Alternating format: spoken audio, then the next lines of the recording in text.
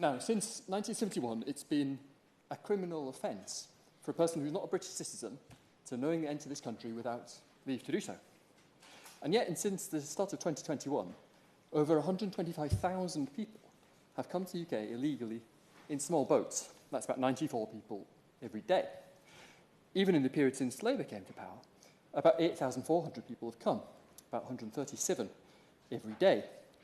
And of course, people also come via other illegal routes, and for obvious reasons, it's difficult to estimate the total number of people in the country illegally, but the numbers are clearly significant. A 2020 report of the Pew Research Centre estimated that at the end of 2017, there were already 800,000 to 1.2 million people living in the UK without a valid residence permit.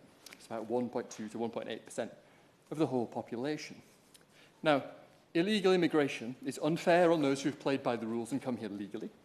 It undermines attempts to get high-skill, high-wage migration of the kind that all politicians say they want. And it blows a hole in our attempts to keep dangerous people out of the country. It's a huge issue. And many of the people who are coming on the small boats are, in reality, economic migrants. Not all, but many. In fact, at present, the #1 country of origin is Vietnam, a friendly and peaceful country, but, as the Oxford Migration Observatory have pointed out, one where there are lots of strong connections to organised crime for those who are crossing from Vietnam or being trafficked from there. Now, most of the people in the boats are young men. 9 out of 10 are men, and about 3/4 are aged 18 to 39. Few have any documentation. Only about 2% have passports, making it very difficult to prove who they are or where they're from. And coached by the people smugglers, most of them destroy any evidence, pocket litter, SIM cards and the like, that would tell us where they're from. The overwhelming majority will claim asylum, and they know that if they can make it to the UK, they can stay by one means or another, because most will be granted asylum, and of those who are not, very few are removed. Okay, I call Nigel Farage. Thank you very much indeed, and I thank the honourable member for Harborough for calling this debate. He must find it excruciatingly embarrassing how badly the previous government dealt with this issue. With my strong connection in Kent and Sussex with the commercial fishing industry, the angling trade and indeed the lifeboats, I started to feel in early 2020 that the odd boat that had crossed, as the honourable member from Dover mentioned, in 2018 and 19, that something big was about to happen, that the gangs had realised that your chances of deportation from this country were very low. And so I went out repeatedly from Dover into the English Channel, filming boats, meeting face-to-face boatfuls of the young men that have been described, in many cases very aggressive young males. But I also got to the bottom of the use of the word escorts. I kept being told that escorts were crossing the channel. I wasn't quite sure what they meant to begin with, but then I understood it was the French Navy, that the French Navy literally escorted boats across the English Channel and handed them over to Border Force or RNLI. So I made a bit of a fuss about the whole thing. I said unless something was done, huge numbers would come. I said there might even be an invasion, a word that got me in very big trouble. But given that we're pushing up towards 140,000 that have come, I don't think I misused the word. The efforts of the last government to deal with this were frankly pretty pitiful, and Rwanda might have worked in theory, but of course in practice it was not going to work.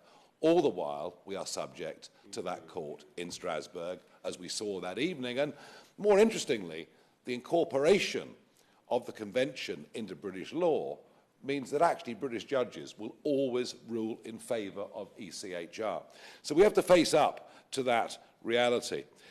I also believe what we're facing is a national security emergency. When ISIS boasted in 2015 that they would use the Mediterranean to get their operatives into Europe, perhaps the European Union should have taken them more at their word. And it was interesting to note that Sir Keir Starmer himself used the phrase national security emergency during the general election. So he's going to have to act accordingly.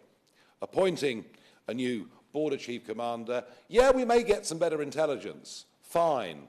But you know, the French already, and we have given them hundreds of millions of pounds, the French do stop a lot of dinghies from crossing. They put knives in the dinghies, but the problem is that the prospective illegal immigrants just hide in the dunes and come back the next day. So that isn't going to work. And smashing the gangs, well, I don't know. And I've been hearing for the last 30 years, we're going to smash the drugs gangs in this country. And yet there's more Class A drugs being taken today than there ever were before. You know, a good operative gang working out of those sand dunes in northern France in a reasonable week of weather can expect to make at least €2 million. The financial rewards are very, very high. So really what this comes down to are two things. Number one is political will.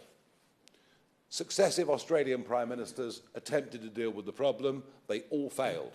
They tried offshore processing, etc., until in the end, Tony Abbott just towed the boats back to Indonesia. There was international outrage from the UN, the EU, and indeed from the Foreign Office, of course. Are you aware of the fact that they were still hulled vessels? Can I just say, if somebody intervenes, you sit down. Thanks. And if we attempt to do the same, we're likely to kill people in our waters. Is that what you want to see? Just a few weeks ago, for the first time, Border Force did an emergency pickup on the other side of the line, and rather than bringing the people back to this country, as previously, you know, Dover Lifeboat had done, Dungeon Lifeboat had done, they actually took them into Calais, all right? So that is the way that we do it. Yes, you're right, these are far flimsier vessels, but the principle that you take people back to from whence they came is the point that I'm trying to make.